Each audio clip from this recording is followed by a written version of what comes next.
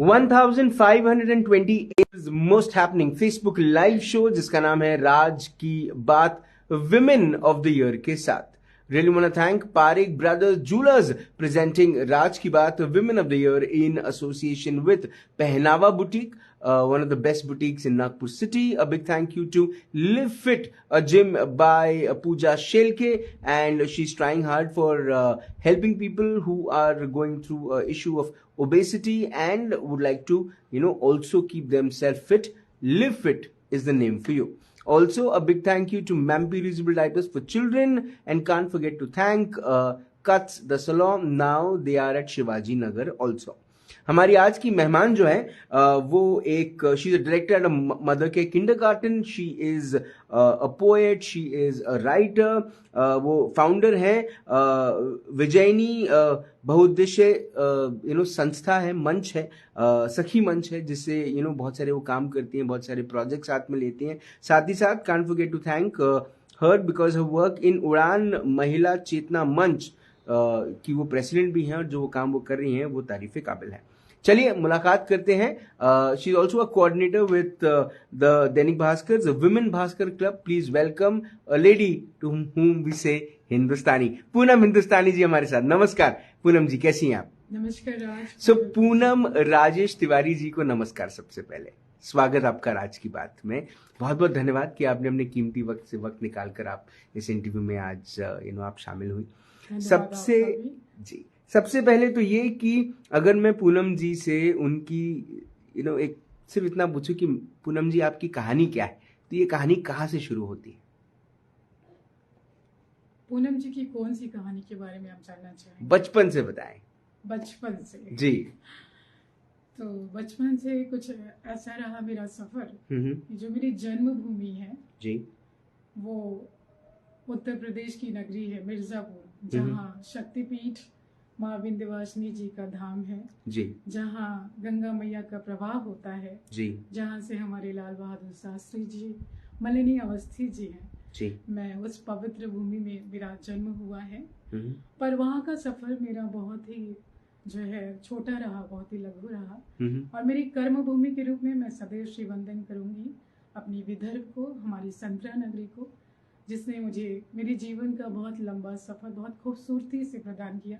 उसका आशीष मुझे प्रदान हुआ. तो केजी क्लास से जो है मेरा सफर यहाँ तक का विदर्भ की नगरी में ही बीता है. इस बीच में 5 वर्ष के लिए जो है प्रयाग नगरी का सुख मुझे मिला, जहाँ पे त्रिवेणी संगम है.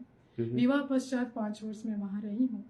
5 वर्ष के पश्चात फिर वापस मेरी जो वापसी हुई है संतरा नगरी में हुई है. और सारा जो सफर मेरा, चाहे वो स्कूली शिक्षा हो, चाहे कॉलेज की शिक्षा हो, और चाहे मेरा ये जो सफर आप सबके समक्ष है वो हो, वो सब विदर्भ की नगरी में ही मेरा चला है. उसी का आशीष मुझे प्रदान हुआ है.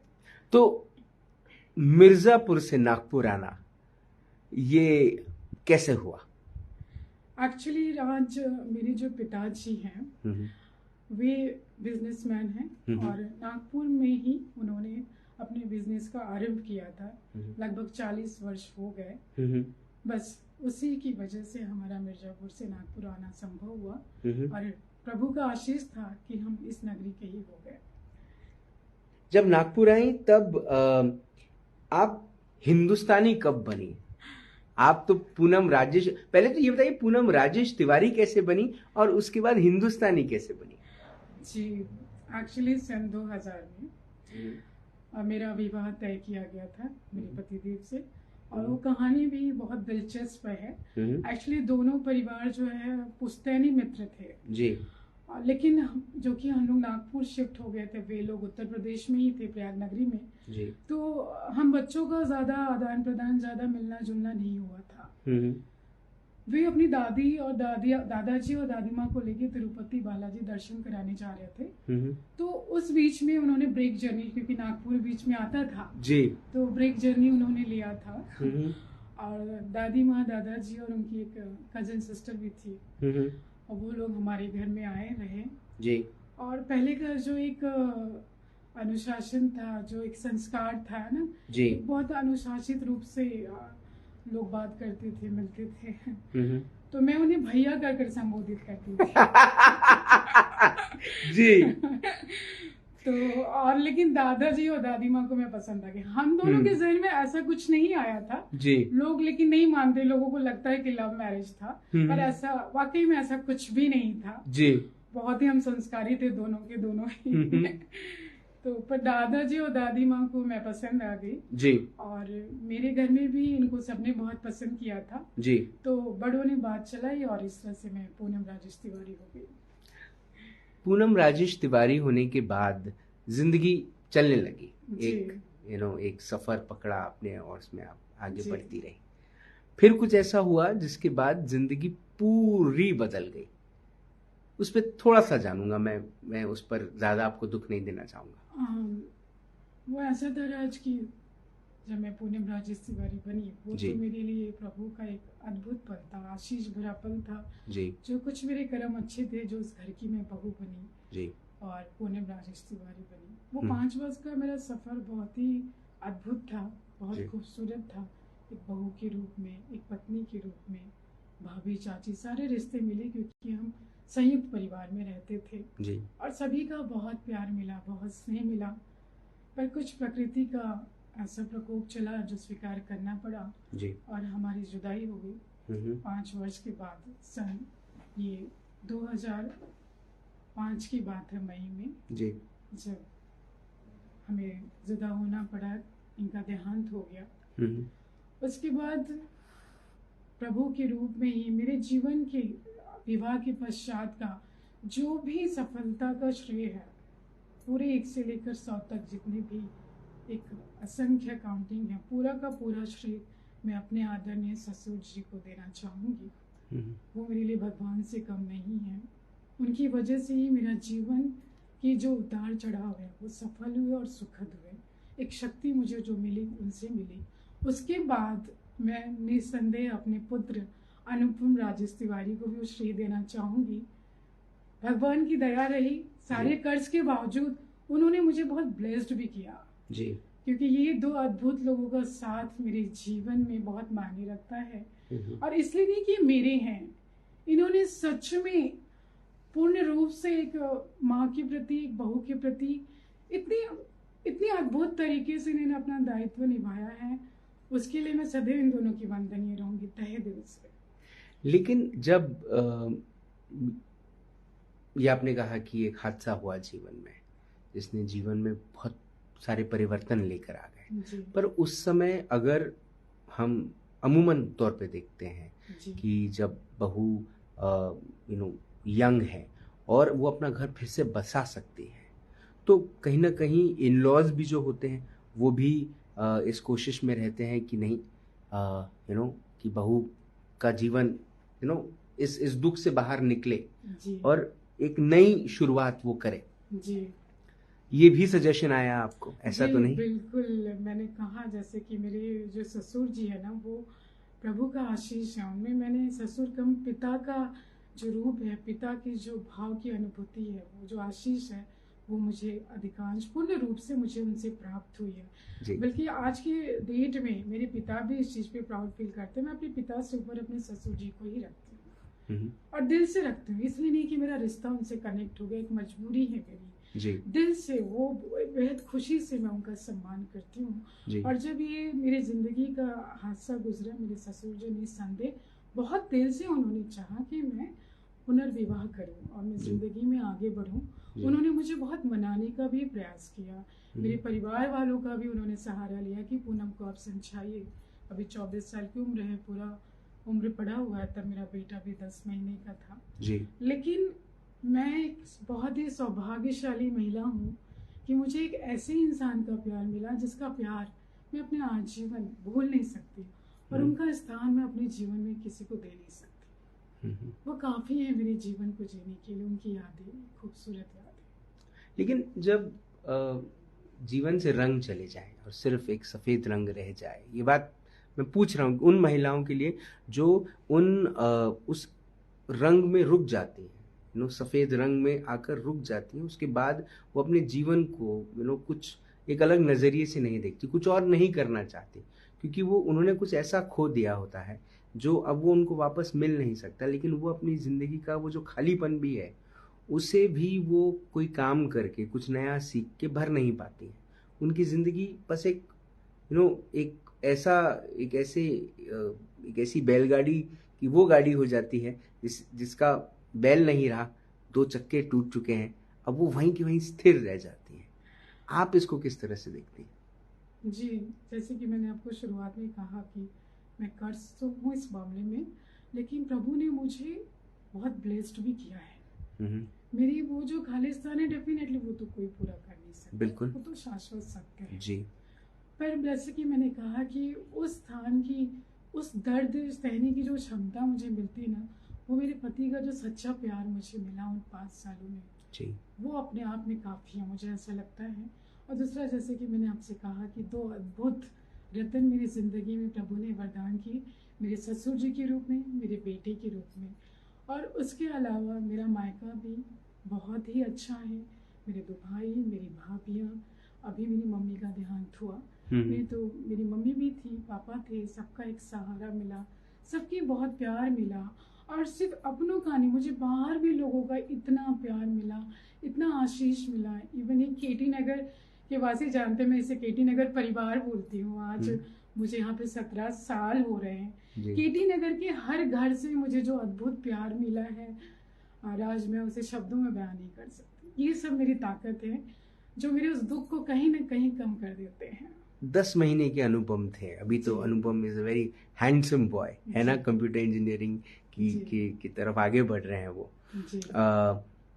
10 महीने के अनुपम को एक तरफ संभालना और दूसरी तरफ खुद को संभालना, कैसे बैलेंस कर पाई? हाँ, वो जो शुरुआती दौर था राज, वो मेरे लिए वाकई में आसान नहीं था।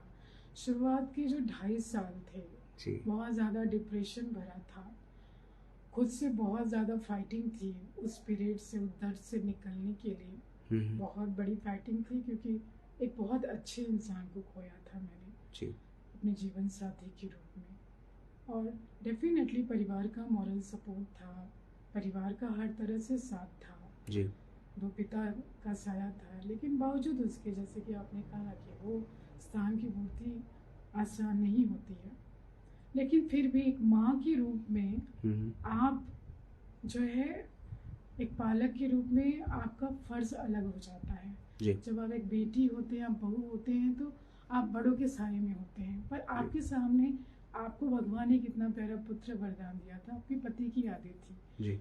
उससे एक जज्बा, एक प्रेरणा मैंने अपने अंदर, वो शक्ति अर्जित की कि मुझे अपने बेटी के लिए वो शक्ति अर्जित करना है, फिर से खड़ा होना है। और अनुपम ही अपने मेरे पति की निशानी थे, बहुत बड़ा मेरे जीने का सहारा थे। और घर में मैंने पहले भी आपसे चर्चा की कि घर में ऐसा माहौल था, दोनों पापा बहुत ज़्यादा प्रोटेक्टिव थे लेकर के, और बहुत सात्विक और आध्यात्मिक माहौल दोनों ही परिवारों में रहा। महिलाओं को लेकर के बहुत ज़्यादा प्रोटेक्टिव और पॉजिटिव थे। तो दोनों पापा की इच्छा नहीं थी कि मैं कोई बिजनेस शुरू करूं या कोई जॉब करूं या बाहर की दुनिया से कनेक्ट हूं, क्योंकि कहीं ना कहीं उनको ये लगता था कि I am very innocent for the outer world. बिल्कुल जी, तो वो एक प्रोटेक्शन था, ऐसा नहीं था कि वो नहीं चाहते थे कि मैं जो करना चाहती हूँ मैं करूँ। तो लेकिन धीरे धीरे चीज़ों को मैंने जो है पापा को कन्विंस करने की कोशिश की, और एक प्रोटेक्शन के साथ एक सही पवित्र क्षेत्र में मैं कैसे आगे बढ़ सकती हूँ, कुछ कर सकती हूँ। और बचपन से देश के प्रति कुछ करने का, मानवता के हित में कुछ करने का एक जज्बा था, एक जुनून था। और दूसरा कैसा है राज, मुझे ऐसा लगा कि आज मेरे दुख की स्थिति में मेरे पास 2 स्ट्रॉन्ग हाथ है, मेरे 2 फादर, लेकिन कल जब मेरा बेटा बड़ा होगा, उसके ऊपर कौन सा स्ट्रॉन्ग हाथ रहेगा? एक दीनहीन माँ नहीं। तो इसलिए मुझे एक स्ट्रॉन्ग मदर बनना था, जिससे मेरा बेटा भी एक स्ट्रेंथ फील कर सके, उसे प्राउड फील हो। तो बस मैंने अपने आप को वैसा बनाना शुरू किया, और डेफिनेटली मेरे पिताजी, मेरे ससुर जी मेरा पूरा साथ दिया उन्होंने, जिसकी वजह से आज मैं ये जो एक आपने शुरुआत की, जहाँ पर आप मदर केयर किंडरगार्टन आपने शुरू किया, तो मदर केयर किंडरगार्टन पहले शुरू किया या फिर आपने उड़ान महिला चेतना मंच की शुरुआत पहले? मदर केयर किंडरगार्टन मैंने पहले शुरू किया, ये सन 2013 में मैंने जो है इसकी शुरुआत की थी। और उड़ान महिला चेतना मंच ये मैंने नहीं शुरू किया हुआ है। ये एक्चुअली विदर्भ हिंदी साहित्य सम्मेलन जो ये ऑर्गेनाइजेशन है जो कि नव भारत की है, आदरणीय माहेश्वरी परिवार उसको पिछले सतत 68 वर्षों से वो ये इसको चला रहे हैं। और वाकई में विदर्भ हिंदी साहित्य सम्मेलन का यदि मैं नाम यहाँ नहीं लेती हूँ तो मेरी ये इंटरव्यू का प्रवाह अधूरा रह जाएगा जी। विदर्भ हिंदी साहित्य सम्मेलन, मुझे लगता है हम पूरे विदर्भ वासियों को उसके प्रति आभार होना चाहिए क्योंकि उन्होंने हमें एक बहुत बड़ा खजाना पुरस्कृत किया हुआ है। और मेरा ये जो आरंभ हुआ वो ऐसे हुआ कि सन 2014 में सृजन भीम की प्रकाशक रीमा दीवान चड्ढा जी, जिन्हें मैं भाभी कहकर संबोधित करती हूँ, उन्होंने मुझे वहाँ पे मुख्य अतिथि के तौर पर निमंत्रित किया जी। उसके पहले राज मैं आपको बताऊं, मेरा पूरा जीवन नागपुर में गया। विदर्भ हिंदी साहित्य सम्मेलन का न कभी नाम सुना था न उसके बारे में कोई जानकारी थी कि क्या है, क्या होता है वहाँ पे। जब मैं वहाँ गई राज, और वहाँ जो मुझे अद्भुत अनुभूति हुई, मुझे लगा कि पूरे नागपुर में संपूर्ण रूप से भारत कहीं बसता है तो विदर्भ हिंदी साहित्य सम्मेलन में, और ये मेरे लिए सबसे उपयुक्त सी जगह है। और मैं उसी वक्त वहाँ की सदस्य बन गई और वहां से मेरा एक आरंभ शुरू हुआ साहित्य का। उसके पहले मैं आपको बताऊं, मेरे जीवन का जो सोच रहा है, ना मैंने कभी खुली आंखों से सपना देखा था न कभी बंद आंखों से सपना देखा था। बचपन से मुझे ऐसा लगता था डेस्टिनी आपको जो भी फ्रेम देती है, आपको अपने हिस्से का न्याय उसको प्रदान करना है। बिल्कुल वो करने की हमेशा कोशिश की। बचपन में जरूर जो मेरे रोल मॉडल थे वो थे राष्ट्रपिता महात्मा गांधी जी, क्योंकि मैं उनके अहिंसा के पथ से बहुत प्रभावित थी। जीसस क्राइस्ट, मैंने उनकी जो मूवी देखी थी, उनका वो जो पंक्तियां थी कि जब ये यहूदियों ने उनको सूली पे चढ़ा दिया था जी, तो उन्होंने कहा ये प्रभु इन्हें माफ कर दीजिए क्योंकि इन्हें पता ही नहीं क्या कर रहा है जी। तो मुझे लगा माफ करने की इतनी अद्भुत पराकाष्ठा, ये इनसे सीखनी चाहिए जी। उसके बाद मदर टेरेसा के जीवन में कोई स्वार्थ ही नहीं था राज। उन्होंने अपना मुल्क तक छोड़ दिया था जी, अपना परिवार छोड़ दिया, शादी नहीं किया, एक वस्त्र में पूरा जीवन बिताया। किसके लिए? दिन दुखियों के लिए, पराये मुल्क के लिए। इंसानियत की कितनी अद्भुत वो हमारे सामने उदाहरण थी। और फिर मर्यादा पुरुषोत्तम भगवान श्री राम, ये 4 लोगों को मैं अपना रोल मॉडल मानती थी जी। और इनके पथ पे चलने का मेरा प्रयास था बचपन से। साहित्य कहीं दूर दूर तक जहन में नहीं था क्योंकि एक तो जल्दी शादी भी हो गई थी जी। और घर में भी अध्यात्म माहौल था, बिजनेस फैमिली थी, साहित्य का कोई माहौल वातावरण था नहीं जी। तो जो मेरा साहित्य सफर शुरू हुआ उसका पूरा का पूरा श्रेय जाता है विदर्भ हिंदी साहित्य सम्मेलन को। जब मैं वहाँ जुड़ी और वहाँ जो सुधी जनों का मुझे मार्गदर्शन मिला, जो मुझे उनका प्रोत्साहन मिला, उन लोगों का मैं नाम लेना चाहूंगी। रीमा जी तो मेरी सफलता के श्रेय की पहली सीढ़ी थी। उसके अलावा आदरणीय परमात्मानंद पांडे सर जो साहित्य की मंच का संचालन करते थे और वो नव भारत के पूर्व एडिटर भी थे जी। आदरणीय डॉक्टर सागर खादीवाला सर, आदरणीय मधु पांडे सर जी, इंदिरा किसले जी, आदरणीय दीप्ति कुशवाहा जी। ऐसे इन जो सुधी जनों का मुझे साथ मिला, इन सुधी जनों का जो आशीष मिला, हेमलता मिश्र मानवी आंटी का भी नाम लेना चाहूंगी, आदरणीय कृष्णा श्रीवास्तव जी, ये जो सच में साहित्य के साथ न्याय करते हैं, अनिल मालूकर जी, अविनाश बागड़े जी, उनका नाम लिए बिना तो अधूरा है। इन लोगों ने जो प्रोत्साहन दिया, जो मार्गदर्शन दिया, जो मुझे एहसास दिलाया कि आपके अंदर माँ सरस्वती का ये आशीष है जी। आप इसकी ओर ध्यान दीजिए, और इनके आशीष से ये प्रवाह मेरा साहित्य का शुरू हुआ।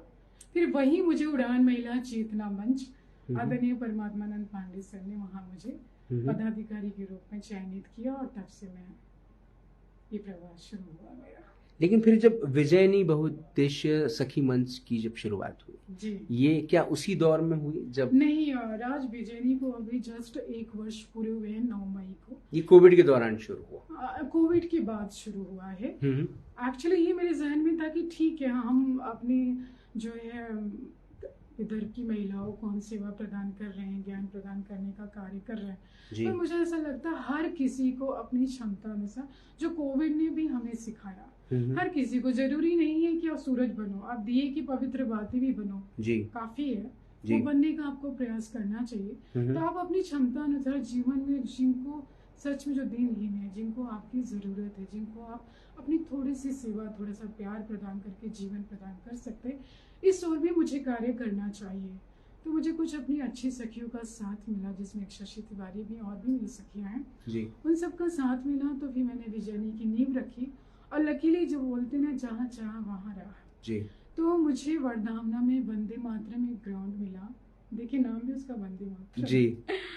तो वहाँ के जो अधिवक्ता हैं सुरेंद्र मिश्रा जी, जी। मैंने सुना कि वो 140 स्लम्स एरिया के बच्चों का दायित्व अपने कंधे पे लेकर के वो रोजाना 3 घंटे उन बच्चों को देते हैं जी। उनकी पर्सनालिटी डेवलपमेंट के लिए, और जो भी आर्थिक स्थिति की मदद वो कर सकते हैं। तो मुझे लगा इतने अनाथ आश्रम, वृद्धाश्रम है, वहाँ तो बहुत लोग जाते हैं, क्यों ना हम इनसे जुड़े जी। और हम संकल्पित रूप से भी प्रतिमा जाते हैं, क्षमता अनुसार उन बच्चों को जो भी हम मदद कर सकते हैं विजयनी के थ्रू करते हैं। जी। तो ये वहां से शुरू हुआ। जी। अब जो कोऑर्डिनेटर की एक भूमिका आप प्ले करती हैं फॉर भास्कर्स वुमेन क्लब। हाँ, वुमेन भास्कर क्लब। जी, वुमेन भास्कर क्लब। तो वो उसमें क्या रोल है आपका, क्या करती हैं और कैसे जुड़ी हैं आप? उसमें एक्चुअली जो वुमेन भास्कर क्लब की अध्यक्षा है मीना जैन जी, उन्होंने मुझे बहुत इंसिस्ट किया कि पूनम जी, आपका नेचर हमें बहुत प्रभावित करता है और आप बहुत ईमानदारी से अपने काम को, अपने दायित्व को पूरा करती हैं, तो हम चाहते हैं कि आप इससे जुड़े। ये भी एक सेवा का मंच है, इसमें आप सखियों को ज़्यादा से ज़्यादा जोड़िए और उनको जो वे भी अच्छा कार्य करते हैं, सखियों को मंच प्रोवाइड करते हैं, वो अपनी प्रतिभा वहाँ पे दर्शा सकते हैं। उसके अलावा विविध प्रकार के वर्कशॉप होते हैं, फिर ट्रिप्स भी वो लेकर जाते हैं। तो मुझे अच्छा लगा कि नहीं, वाकई में ये बहुत अच्छा मंच है और ये भी एक सेवा प्रदान करने का बहुत बढ़िया जरिया है, और इस तरह से भी 7 साल हो गए मैं वहाँ से जुड़ी हूँ। कहते हैं जब कोई व्यक्ति अपनी बात खुलकर नहीं कह पाता तो वो कविता लिखना शुरू कर देता है। क्या आपके साथ भी ऐसा ही हुआ? जी, मैं ये बात तो सही है राज, मैं बहुत कम बोलती हूँ, शुरू से मेरी कम बोलने की आदत रही, लेकिन जिनसे मैं कनेक्ट हो जाती हूँ बहुत ज़्यादा बात कर लेती हूँ उनसे, ऐसा भी होता है। और कविता का प्रभाव तो मैंने आपसे कहा ना, कुछ भी जहन में नहीं था जी कि ऐसा कुछ करना है जीवन में, या मेरे अंदर कोई कवित्री का एहसास भी नहीं था मुझे। ये 2014 से ही जो है सफर शुरू हुआ जी। लेकिन डेफिनेटली कलम आपका बहुत अच्छा साथी होता है आपके किसी भी भाव के साथ न्याय करने के लिए। वो आपका साथ देता है। जी बिल्कुल, वो मेरा साथ देता है। जब आपने लिखना शुरू किया, या मैं ये कहूँगा कि ये जो पूरी जर्नी आपने बताई कि आप किस किस्म से सामाजिक कार्य से जुड़ी, आप एक किंडरगार्टन चला रही हैं जहाँ पर आप बहुत नींव स्तर पे आप बच्चों को कहीं ना कहीं उनके अंदर में हिंदुस्तानी होने का एक ऐसा एक एक डोज कहीं ना कहीं डाल के आप उन्हें आगे बढ़ाती हैं। जी।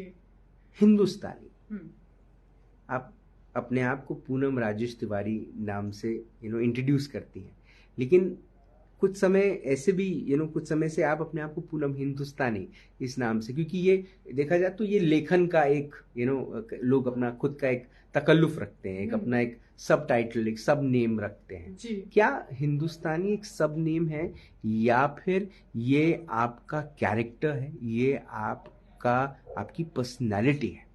जी, ये मेरी बहुत बड़ी लालसा है, ये मेरी बहुत बड़ी चाहत है और हर हिंदुस्तानी की होनी भी चाहिए, मुझे लगता होगी भी।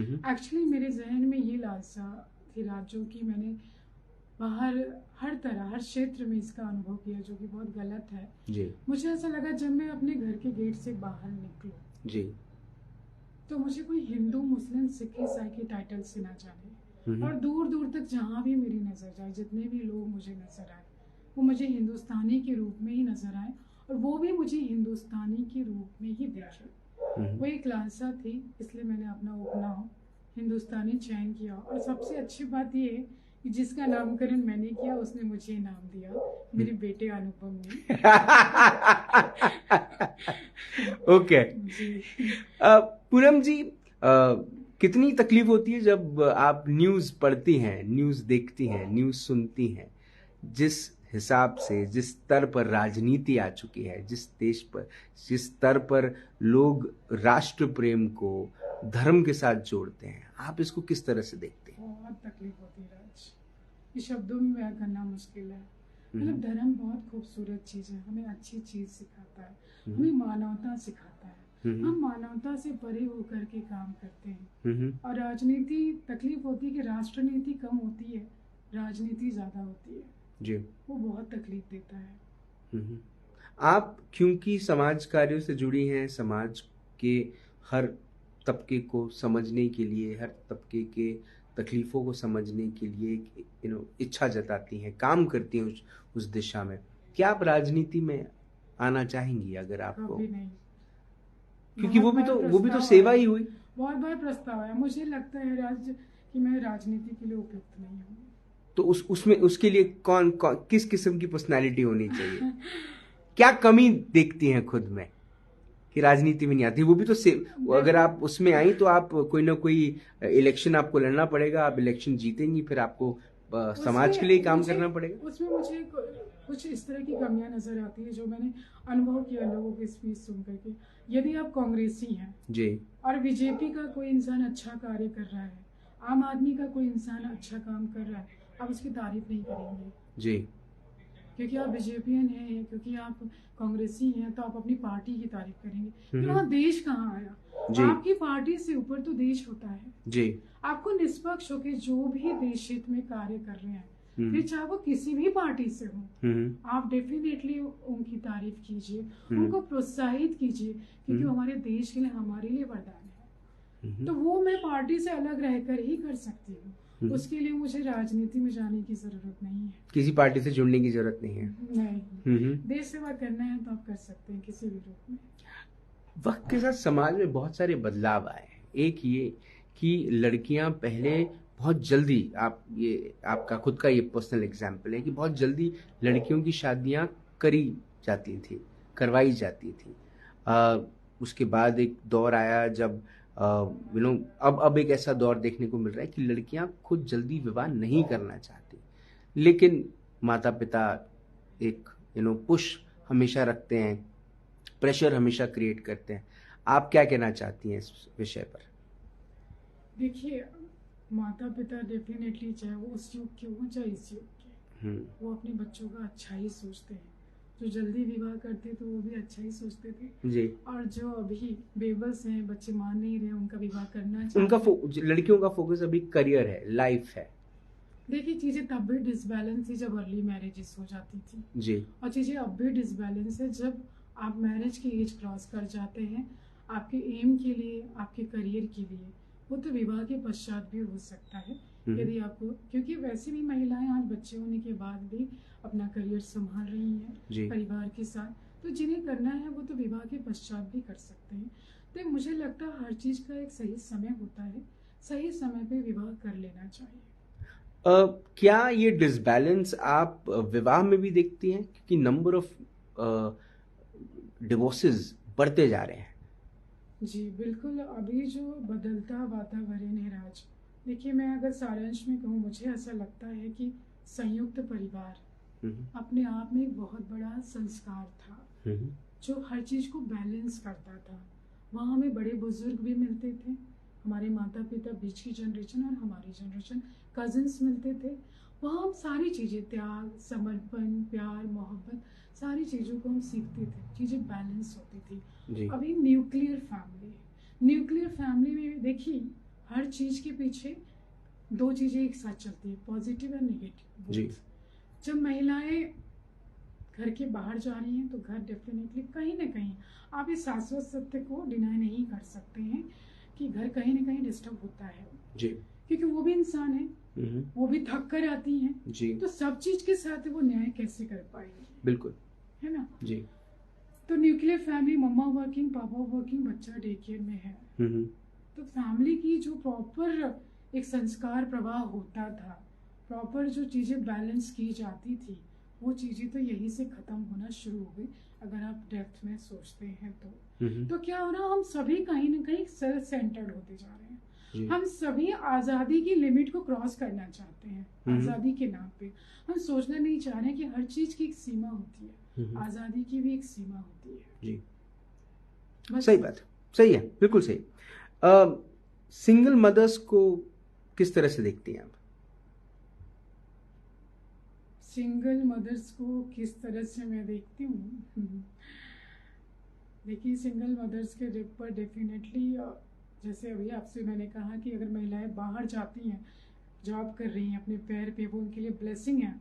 पर ये हम नहीं कह सकते कि पुराने ज़माने की महिला से हम कंपेयर करें तो आज वो खुश है, उनके ऊपर एक डबल बर्डन वो लेकर के चल रही हैं। जी। तो सिंगल महिलाएं के साथ भी वो चीज़ें हैं, यदि वो विवाहित नहीं है, वो सिंगल रहना पसंद कर रही हैं। मुझे लगता है जिंदगी में एक वक्त आपका ऐसा आता है जब आपको इसका पछतावा होता है जी। क्योंकि परिवार आपके जीवन का केंद्र बिंदु होता है और उसके बिना आप संपूर्ण नहीं हो सकते हैं। पूनम जी, अब चूंकि बहुत सारी जिम्मेदारियां आप निभा रही हैं, एक तरफ दूसरी तरफ आपके सुपुत्र अनुपम भी बड़े हो रहे हैं, अब वो भी दुनिया को अचीव करने निकलेंगे और आप अपने आप को अपने समाज कार्यों में अपने आप को समर्पित रखा हुआ है। क्या सपने हैं, क्या करना है? वो तो मैंने आपको आरंभ में ही बता दिया, राज की कोई सपने नहीं, ना जागती आंखों से सपने देखा, ना ही सोती आंखों से सपने देखा। पर कुछ ऐसे कार्य तो होंगे जो करना चाहेंगी आप? उसके लिए मैं आपसे यही कहना चाहूंगी कि मेरे को मोबाइल दीजिए तो जी। मैं कुछ चंद पंक्तियों में आपको आपका अपना उत्तर देना चाहूंगी। जी। सुबह होने तक फूल को भी पता नहीं होता, सुबह होने तक फूल को भी पता नहीं होता कि उसे मंदिर जाना है कि अर्थी पर। इसलिए जिंदगी जैसी भी है उसे स्वीकार कीजिए, अपने हिस्से का दायित्व, अपने हिस्से का न्याय प्रदान कीजिए। बस यही सोचती हूँ मैं जिंदगी को लेकर। बहुत बढ़िया, बहुत बहुत बहुत बढ़िया। इतनी खूबसूरत बात आपने इतने सिंपल तरीके से कह दी कि हकीकत है, फूल को भी नहीं पता होता जी कि कल सुबह उसको कहाँ जाना है। प्रकृति तो हमारी गुरु है जी, यही प्रकृति हमें सिखाती है। तो ये जो बड़े बड़े प्लान्स करके रखते हैं, बड़ी बड़ी प्लानिंग्स करके रखते हैं, बड़े बड़े पैसे सेव करके रखते हैं बड़े बड़े बंगले बना के रखते हैं। देखिए अगर मैं शास्त्रों की बहुत बड़ी, मतलब आप कहेंगे फॉलोअर हूँ, इस मामले में मैं शास्त्रों को फॉलो करती हूँ। आपके पास रोटी कपड़ा मकान सफिशिएंट होना चाहिए, किसी के आगे आप हाथ फैलाने लायक न रहे। इतनी मेहनत तो आपको सदैव करना चाहिए, इतना इंतजाम भी आपको करना चाहिए। उसके बाद यदि प्रभु आपको आशीष दे रहे हैं तो आपके लिए नहीं है, प्रभु ने आपका चयन किया है, आपको ब्लेस्ड किया है दूसरों की मदद करने के लिए। तो आप उसके लिए उपयोग कीजिए अगर आपको प्रभु ने अत्यंतिक आशीष दिया है तो।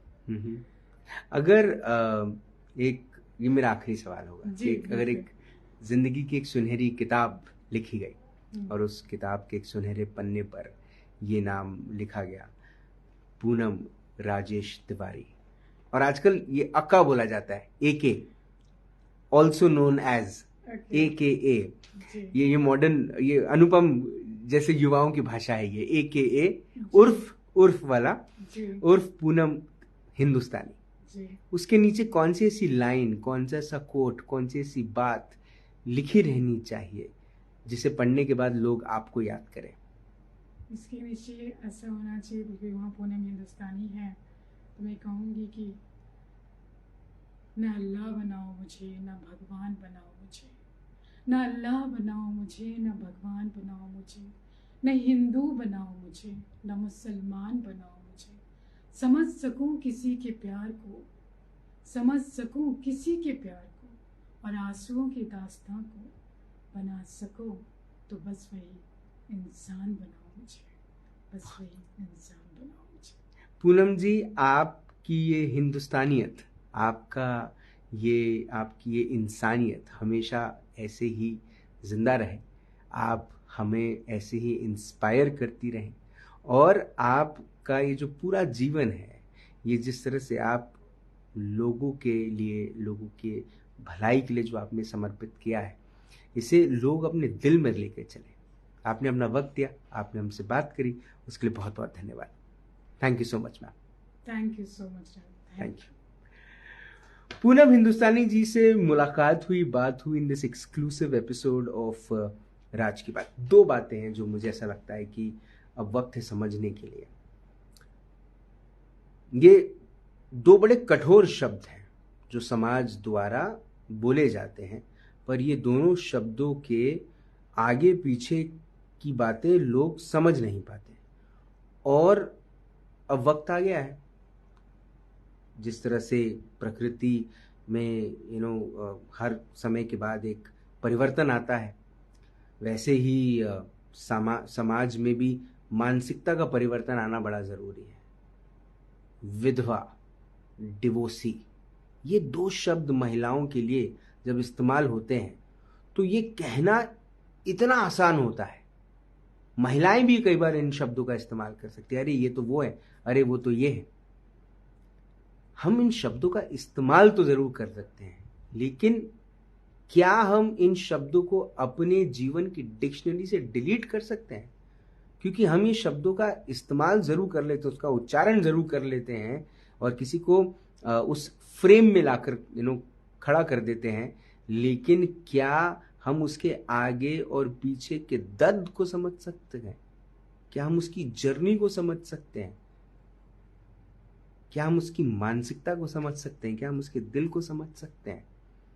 ये बहुत बड़ा सवाल है, और ये सवाल नहीं, ये बहुत बड़ा चैलेंज है कि क्या हम ये कर सकते हैं। अगर हम ये कर सकते हैं तो आप वाकई में एक ऐसे समाज का आप हिस्सा हैं। हमारे वैसे भी हम कहते हैं ना, हमारे देश में 2 किस्म के समाज हैं। एक ये जो समझना चाहते हैं और समझ जाते हैं, और एक ये है जो समझना ही नहीं चाहते, ना कोशिश करते हैं। ये जो बात मैं कह रहा हूं ये उनके लिए है जो समझना नहीं चाहते और समझने की कोशिश भी नहीं करना चाहते।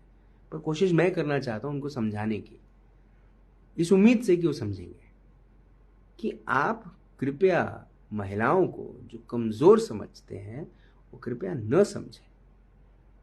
अगर आपको ऐसा लगता है कि आपके घर की बिटिया सिर्फ 4 दीवारों में बंद हो जाएगी तो आप एक्चुअली उसको जेल में रख रहे हैं। कृपया निवेदन है आपसे कि ये बदलाव आप लेकर आएं, और ये जिम्मेदारियां हर माता पिता की है जिनके घर में एक बेटी है। क्योंकि बेटी जब विवाह करके जाती है तो माता पिता पूरी दुनिया के गाजे बाजे के साथ उसे